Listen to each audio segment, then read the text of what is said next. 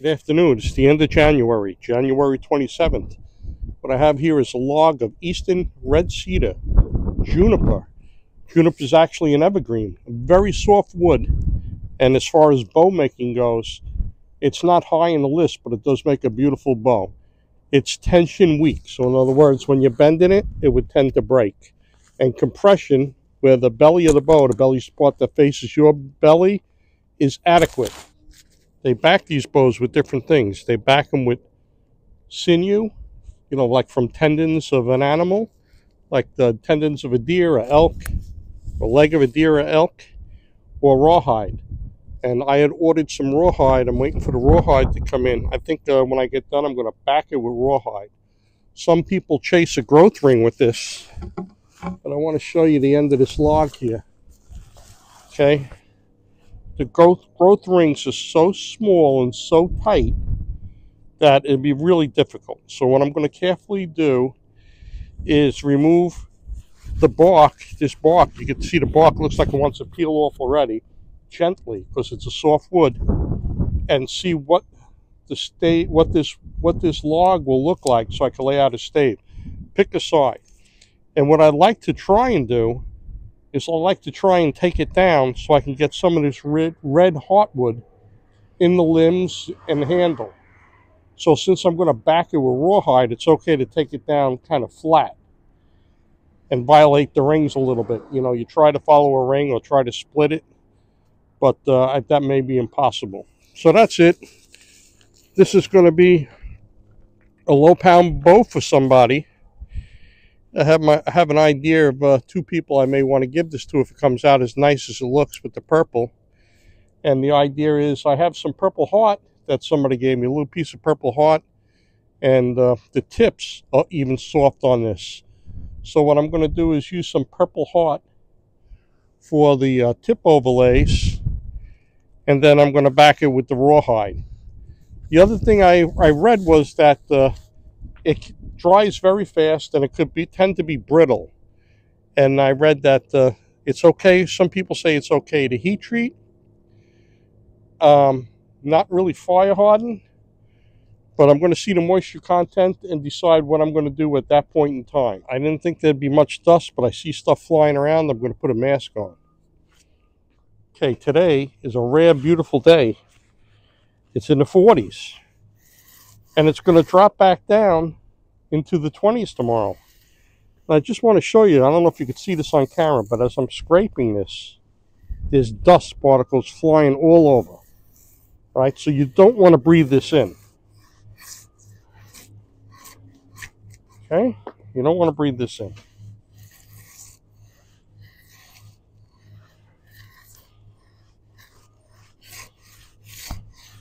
This comes off like butter.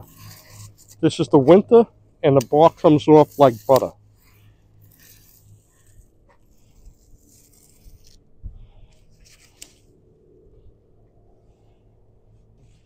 I can already tell which side's going to be the back. The other side's full of knots. But what I'm really happy about is how this is coming up. Look at this. Right? Beautiful.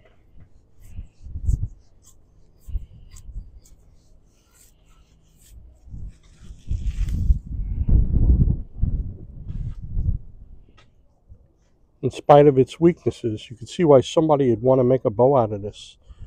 That beautiful red, pinkish color inside is so beautiful. If you can get some of that in the limbs, it'll make an incredible bow. It's just a thing of beauty. Now that I got the bark shaven off, what I have to do is, you ever hear measure twice, cut once? Well, on this, you have to look at it, and you can see some of the bad spots. And you'll have to pick where to lay out the bow and hope that some of these branches and divots don't go too far down. So obviously when I cut this here is going to be the belly. And the back I want as pristine as possible. So I'm going to rotate it a little bit and look at it. and see if I can pick out the best piece, the best spot, and lay out a bow and perhaps cut it instead of splitting it.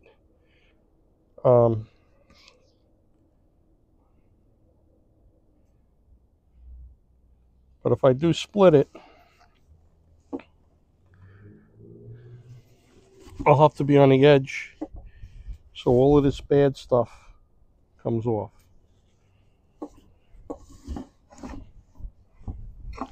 So take your time when you're laying out a bow and you got a piece of wood with knots and you're thinking of splitting the log into a stave.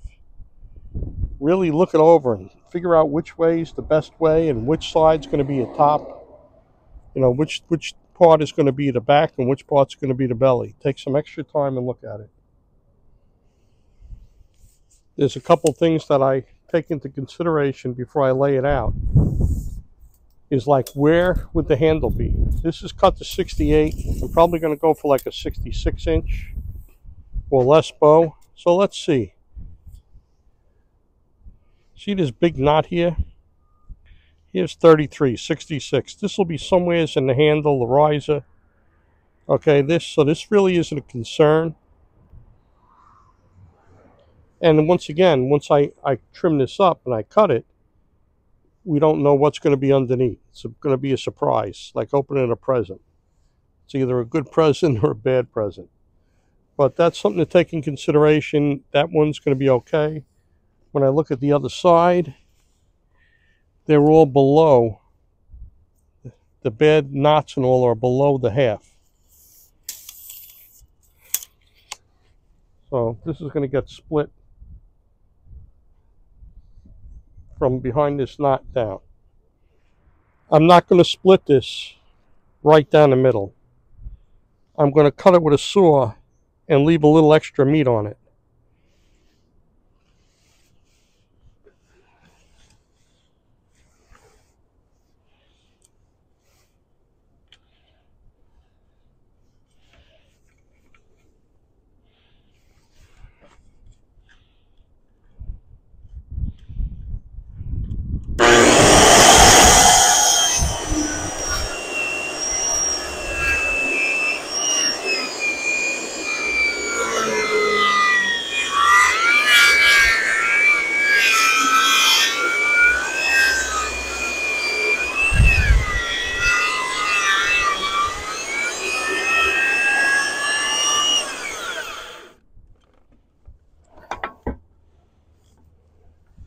See all this purple dust? It's a poisonous irritant, okay?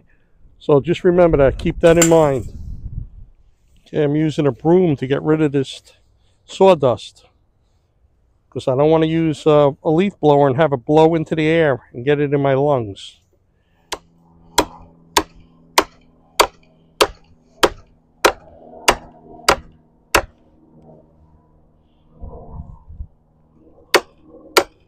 You see how it splits?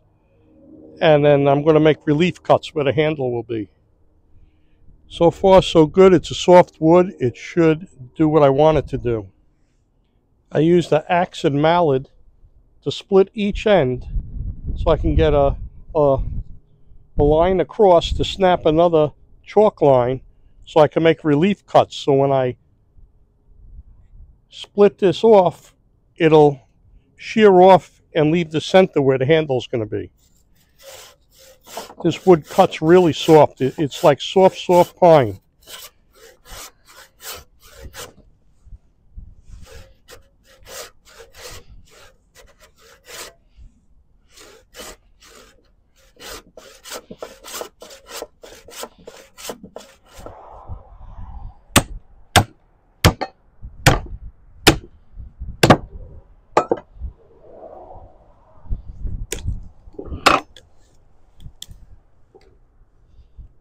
Okay, that worked out pretty good. Got to hit the other side now.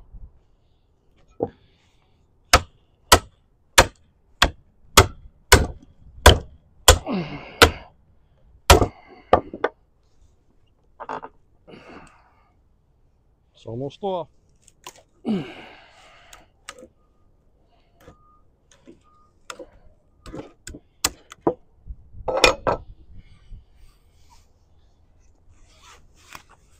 at that beautiful wood inside. It is beautiful. Okay, this is going to have a flat back. I'm going to snap a chalk line for a center line.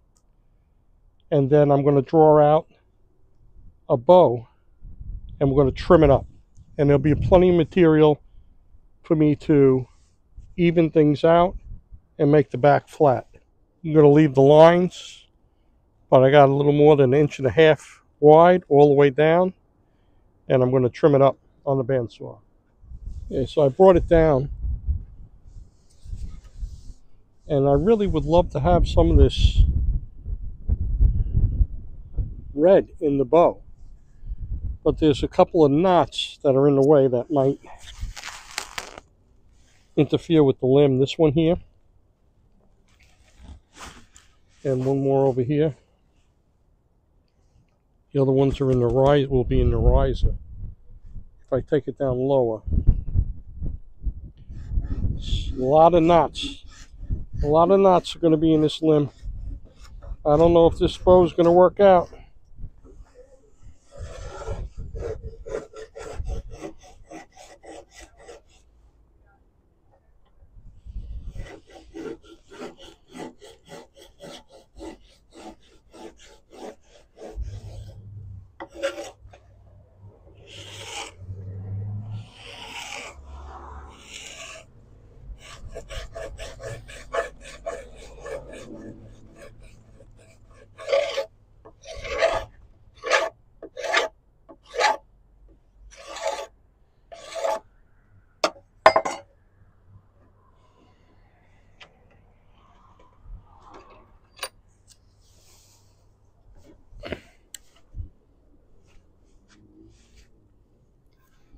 I'm going to rawhide back it, but there's a lot of knots here. After I shape it, I hope it holds up. Okay, I spent all afternoon. It's 5 o'clock. I just got done cleaning up. A lot of work. I put a lot of work into this, and I could tell it's such a soft, light wood. It's like pine. Matter of fact, it feels lighter than pine. And I kind of got it laid out where I think it's going to be okay once I back it, where the knots won't be in the way of the tillering, hopefully. Hopefully I'll get it to bend. And if it breaks, it'll be a shame. Yeah, I'm going to try my best to get it to bend. And look how thick I made it. You see how thick I made it? It's 5/8. It's wider than 1.5 inches wide, the limbs. And you see it's bending, right? It's bending. They said you make it thicker and it'll bend, okay? It bends more. So anyway, I can't even think straight. It's getting so cold. I had to drop. It has to be like 20 degrees now from 40. What a tease, 40 to 20. So this is really roughed out. And I'm going to shape it a little more, sand it a little more. And then I got to decide what I'm going to do with this. I'm going to put it in the house tonight and let it air dry. I'm going to check the moisture content. I'm almost afraid to do any kind of heat treating on it, but I'm going to see what happens. Yet to be determined.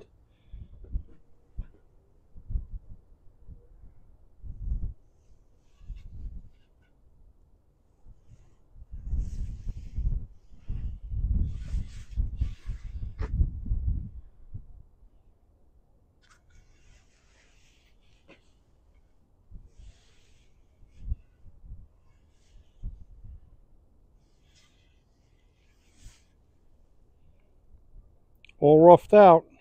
Just got to do a little sanding and decide what's next.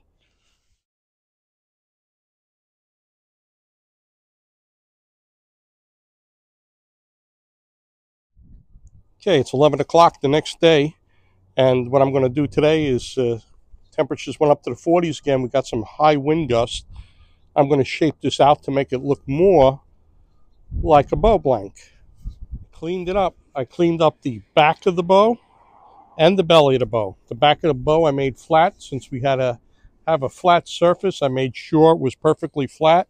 I will scuff it up when I add the rawhide. It's 1.5 inches wide at the riser.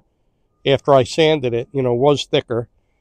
inch and a half wide, and I measured to the fade outs. It's 8 inches from the fade out to the fade out where I have it marked here. I rechecked it from the fade out. I went down 14 inches, and to the tip it's 14 and a half. And I'm going to take it down to taper it down. Since we have rawhide, I'm going to taper it down to a 1/2 inch, and I'm going to put tip overlays. Okay, looking good. There was one knot that was in the limb that I sanded out, and it's got to go a little more. I think this is going to disappear. See that little bit? It's going to disappear when I taper it down.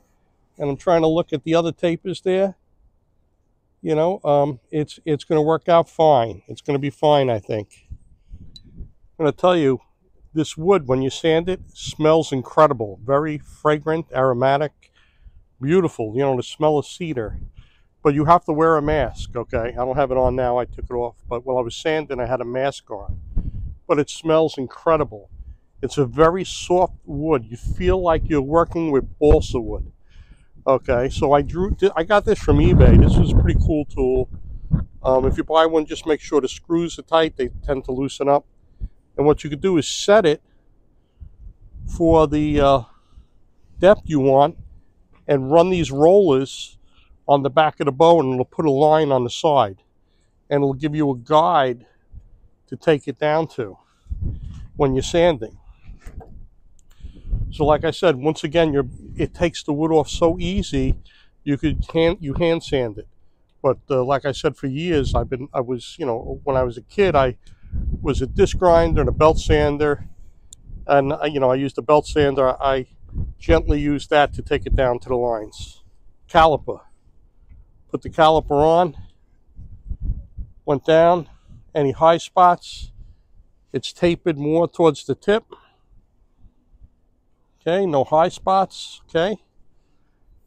And what I'm going to do is, I'm going to find the board or see how this is on a back set and clamp it today.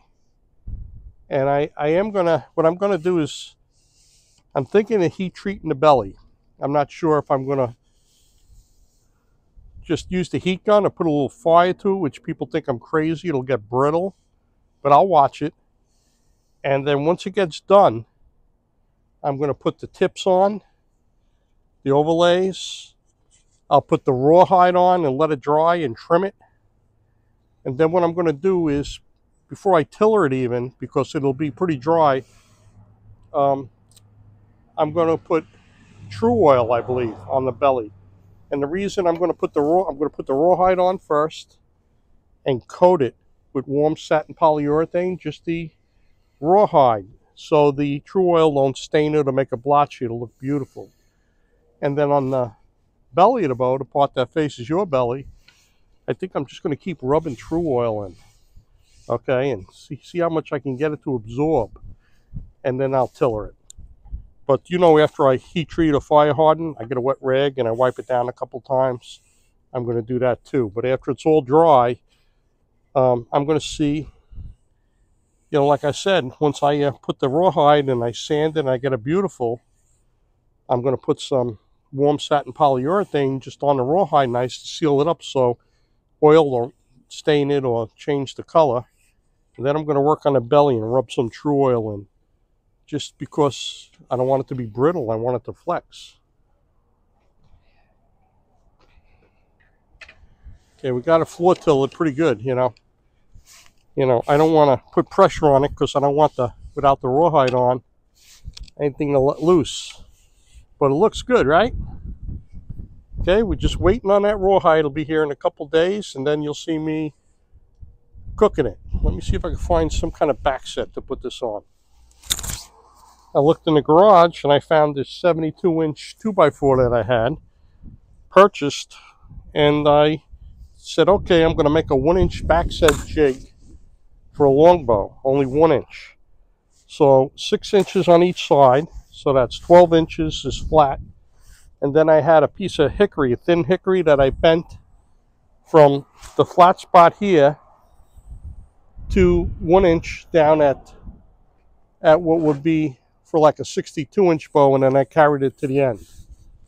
Okay, and that bow we have now is 66. So It'll be a little bit more than 1 inch of backset when I'm done.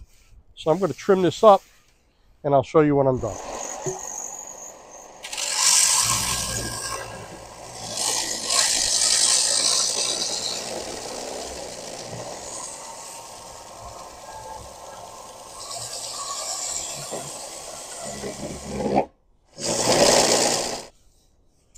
So after I made the 12-inch mark, you know, from the center, 6 on each side, and I bent it, I drew a line with a ink pen, okay, with a Sharpie, a fine point Sharpie.